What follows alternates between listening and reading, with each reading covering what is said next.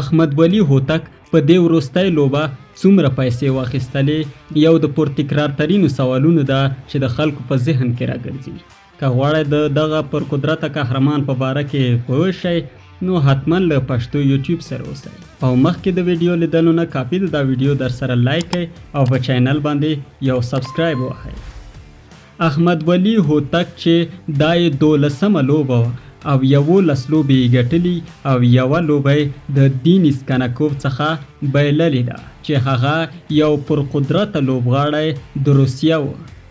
خو په دې وروستیو کې احمد ولی هوتک وکولی شو چې د روسیې یو بل پرقدرته چې ولادیمیر ولیوف دغه ته یې ماته ورکړه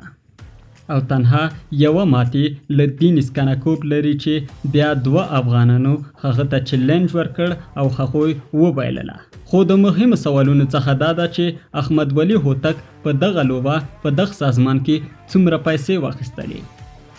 په کوم سازمان کې چې احمد ولی هوتک لوبه وکړه AMC فایټ نایټ په نامه دی. په دغه سازمان کې په 13 میاشتو کې واحد الله نژند او سمیع فیضي د افغانستان 2 مخکښ لوبغاړو هم لوبې وکړي چې د دواړو پیسې $15,000 وو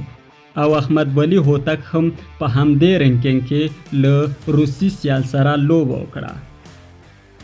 او احمد ولی هوتک هم چې په همدې رینکینګ کې لوبه کړې $15,000 یې د AMC فایټ نایټ څخه ګټلي دي. لوبه چیلنجي نه وه. که چېرته چیلنجي وای دا لوبه تر 10 او 20 او $50,000 پورې هم پورته کیږي او که چېرته همدا سیال چې احمد ولی مات کړ هغه بیا چیلنج ورکړي نو د دغې لوبې پیسې به تر $50,000 پورې زیاتیږي او یوه به د پربیننترینه